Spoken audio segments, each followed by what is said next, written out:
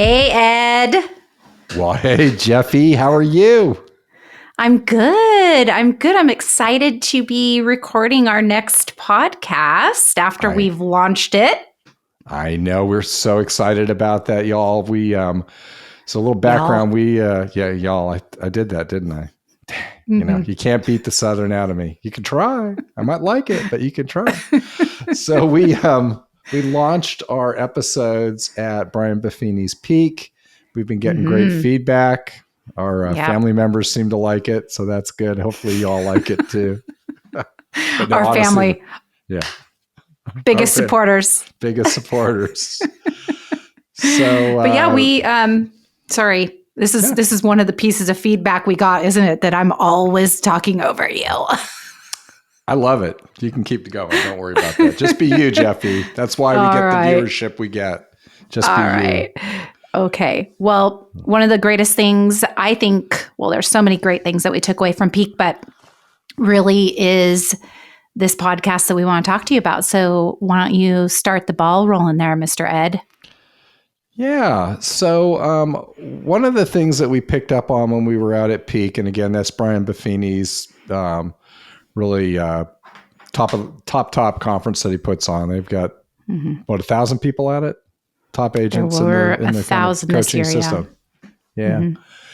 And one of the things we were picking up on is, you know, the real estate market, the housing market has peaked, and we were getting wind of that. And then I noticed, and I think you did too, that things were getting a little squirrely while we were out there and in the following weeks, which made us want to kind of do a deep dive on this in our markets and be in a position to advise our clients and prepare for this next phase in the real estate market. So do you want to talk a little bit about some of the squirrely behavior you've been seeing and kind of what made us look at the numbers? Yeah, sure. So, you know, countrywide, and one of the most beautiful things about going to these events, and especially Peak, is that we're surrounded by the top, 3 to 5% of realtors in the country. Actually, we had people from Canada, and I think we had one person from Australia. So, I mean, we're talking, it's a cool petri dish to be in because you get a lot of really great information. But the general consensus was that buyers are getting nervous. So where each market is different, but our market, we had a consistent 15 plus offers per property, and we're down to 2 to 5 at this point. And of those 2.5, when we're talking about squirreliness, is that these buyers are, bidding and bidding and bidding, and then they get into escrow and they're like, holy crap, I don't know if I want to do this. So we've had more people backing out, interest rates on the rise. They're just nervous. And so I think nervous and squirrely is kind of probably in the same realm. And that is not just San Diego. That is countrywide. And I know you're feeling that too. Yeah, feeling it too. And what I've noticed in the last few weeks, and again, our contract structure is different. We can get into some of that on other episodes. But what I was seeing is we would get big activity on the weekend. Sellers would set deadlines, and then they would immediately back away from them and either accept the offer or move the deadline up, which then puts buyers in a like, oh my gosh, what's happening? They either back out or they freak out. Because when you see a seller do that, that's telling you, hey, they didn't get the response that they thought they were going to get. They thought they were going to get 10 offers. Now they're really only getting maybe 1, and they're panicking a little bit. And then buyers were doing strange stuff. They would go under contract, and then the big due diligence fees wouldn't show up, or they'd get buyer's remorse right away. So it made me think that the market's kind of in this inflection point where it's changing. And so we gave some thought about that, did some research, and I think there were some key factors that are at play. Did you want to talk about kind of the list of those, and then we can dive in? Yeah. So we can talk about that. But I think more than anything, Ed and I wanted to do this podcast because we feel like this is the most perfect opportunity to educate your sellers and your buyers. And what we're doing is we're coming in pre the media really going crazy with misinformation. So we're boots on the ground. Ed, every realtor listening to this, we're boots on the ground. We know what's happening right now. And so we're going to go through a few things, but we really hope that you take this information so that when you're sitting in front of a client at a listing appointment, you can explain, hey, timeframes are changing. The market is changing. The sky is not falling.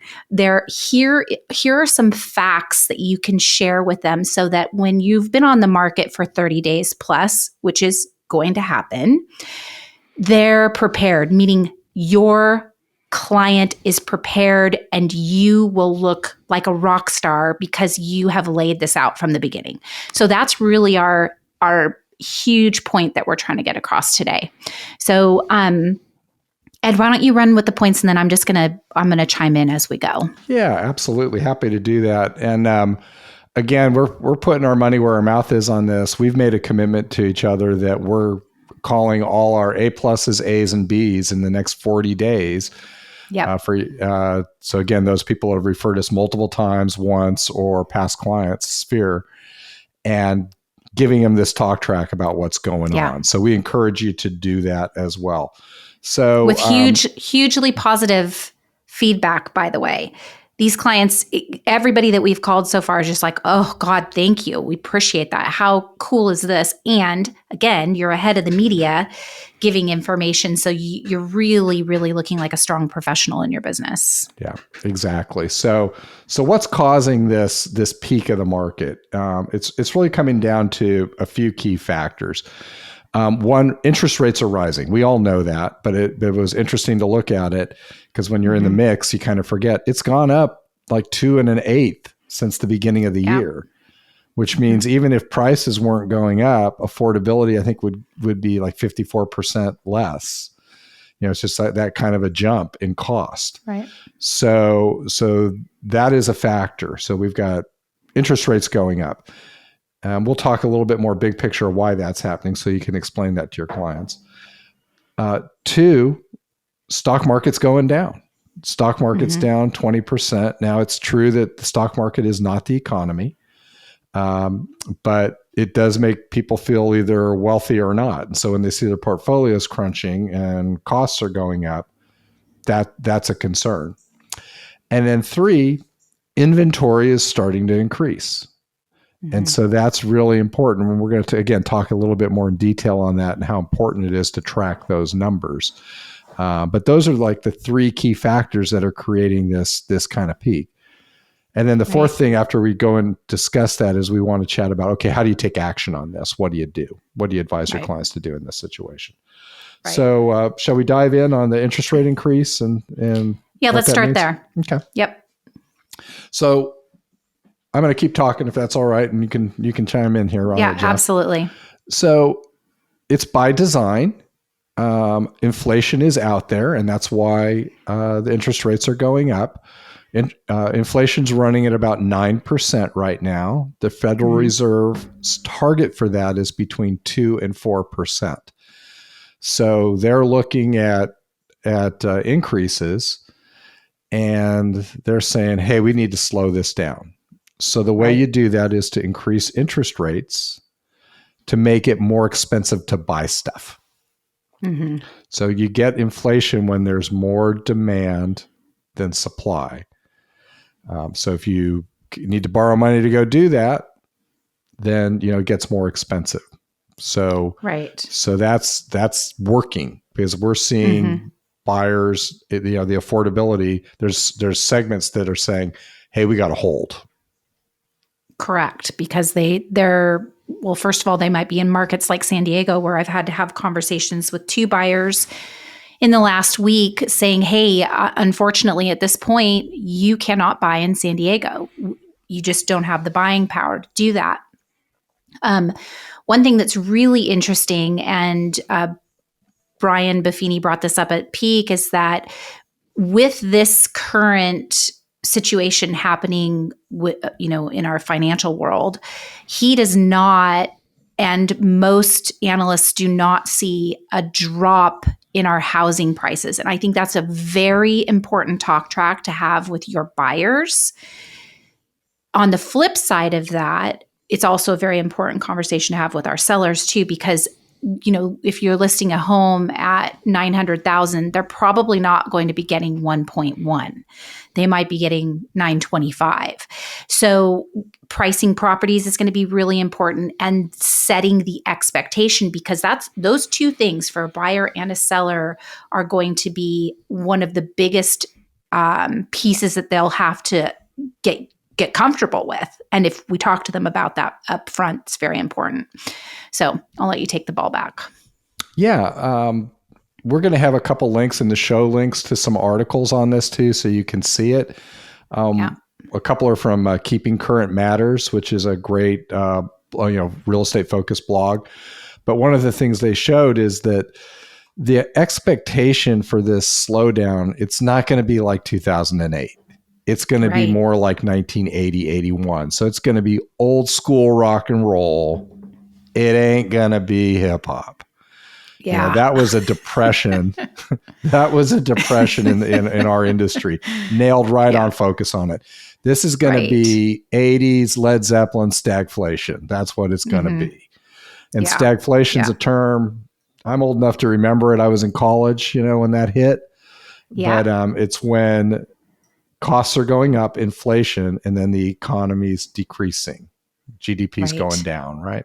Right. And so that's what we're going to see. But because real estate is such a great hedge against inflation, you'll see a lot of demand for it, and it'll still continue to either hold slightly or go up. It can even go up a little bit. And you'll see in the show notes, there's a graph showing housing prices, what happened during recessionary periods from 1980 to what we're walking into. And only a couple of them were negative. So it's not the sky is falling. We're not going back to 2008. And that's something really important to tell your clients. Yes, because that's where people, like what you were talking about at the beginning of the show, where sellers might set a deadline for offers to be received, and then they start flipping out because they don't have 15 offers, and then they just, they take one. Well, that's not in their best interest, like you said, because it sends the message that the market is shifting and changing, which it is, but it's not shifting and changing downward at this moment. I mean, that could change by the time we do our next show, but if you educate your sellers right now, very important to let them know to stay within those time frames, hold their course, see what offers come in and make an educated decision. Right. I want to jump in here really quick. One of the neat things that we talked about at Peak was how $100 in 2001 today is worth $61. So marinate on that for a minute. $100 is now worth $61. Yeah. And, that kind of takes us into what we can be advising our clients on now who can't afford to buy in my market, and, several markets, even your market in Chapel Hill is super high too. Yeah. But, and go ahead and share maybe a couple ideas about that, because you obviously got my husband Cody and I to jump on board, and Brian had some really great things to say about investing in real estate. So that's an interesting point and something they can share.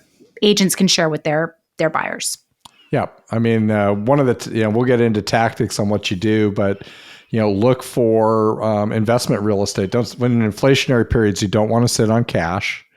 Right. So look for investment real estate in markets where you can get positive cash flow and put that away, because you're going to get rental increases. And so, reach out to your network. Think out beyond your market. And that's what Jefi and her husband did. We found some great things in North Carolina that worked to where now, we're hedging against inflation. And that kind of brings to the second point, which is, the stock market decreasing, because people are like, oh God, where do I put my money? I don't want to hold it in cash. And the market's going down. Well, I could do that, but that's painful. So it's a good time to talk to them with folks that have some cash laying around and don't want to see it chewed up to the tune of 9 to 10% a year, just losing that money because of the cost of things. Put it into investment real estate. I think that leads us really to the key third point, which is inventory. Watch your inventory numbers.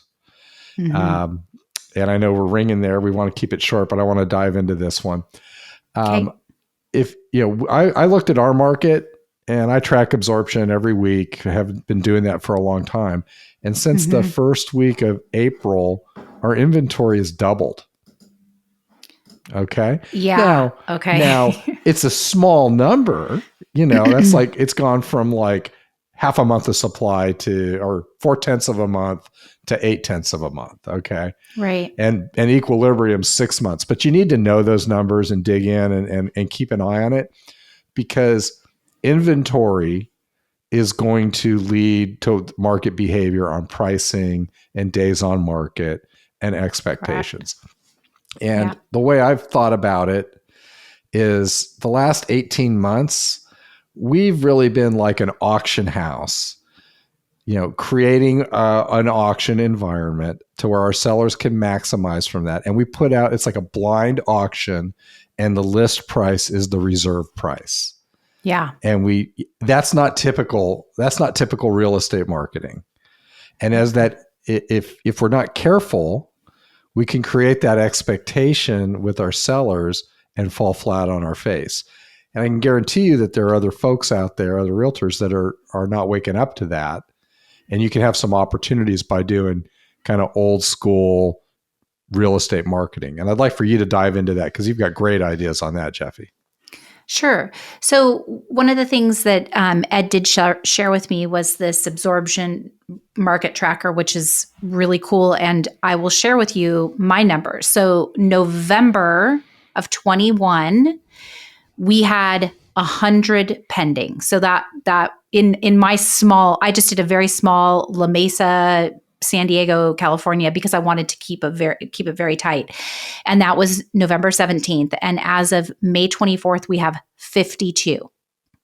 Wow. That's almost a 50% decrease in pending properties. So the more you know your numbers, the more you watch your market. And I'm not saying wait for your title rep to send you the information that's 3 months old. I'm talking, if you track your numbers every week, like Ed does, I'm still trying. We're getting you there. Look, I'm messy in the middle. Yeah. I'm the messy one. Okay. But yeah, just knowing and understanding those numbers will truly help you when you're talking to your clients, because it shows that you understand your market. Old school marketing. So let's talk about that a little bit. We've oh my God, we watched an interview at Peak about, I think it was a Redfin agent who said, yeah, we just put a sign in the ground and we sell our properties. Well, okay, poo-poo on that. First of all, we've never done that. Buffini agents don't do that. No. But what you do need to do is you need to have a really good plan. You need to go back to the basics of being an A+ agent. That's understanding pricing. That's having a great communication schedule. My business partner, Joe, and I talk to our clients a minimum of 2 times a week while we have a listing, explaining who's been through the property, what their feedback has been, what kind of information are we getting on offers? Because the more you communicate with a client, the longer and better your relationship will be. And I think we talked about this in a podcast where fish get stinky after a period of time, because we're not communicating, and oh my God, I don't want to call that client because their house hasn't sold. Be prepared for these conversations. Get your talk tracks down. Get yourself organized. Now is the time to get all your systems in place. And, I think a great podcast would be systemizing your business. And there are so many incredible agents with great systems. And if anybody wants to come on and be a guest, we would love to have you. Yeah, absolutely. I'll give you one other thing that I'm going to look to be doing in my next round of listings. And Jefi does this, but pre-inspects. I'm going back to that. Oh, yes. And there's a lot of, there's reasons contractually in North Carolina where we've been able to not do that. But it's going to change, and I want to be ahead of it. And I want to lower the risk for the buyer when they're looking at these huge due diligence fees, and they know, well, I've already got a pre-inspect on this one. Mm-hmm. That's gonna change the game. Yeah. So it's a huge one. So again, the sky ain't falling. It's Nope. changing. It's changing, but it's still a nice, clear day out there. But you want to be ahead of it, and that's what we hope you'll do. Yeah, we do. Actually, you guys pick up the phone, call your clients, get them educated. The more educated they are, the more listings and buyers that you'll have. You'll shine like a beautiful star. This is the kind of information you need to be sharing with your people. Absolutely. And we'll come back and look at those numbers on coming weeks because that's the old great. analyst in me. I love doing that stuff. I know you do. All right. Well, thank you so much. Again, Messy in the Middle, where we believe you can have a thriving business and a balanced life. And we're here to serve. Take care. Yeah, thank you so much. Thanks, Ed. Bye, everybody. Bye.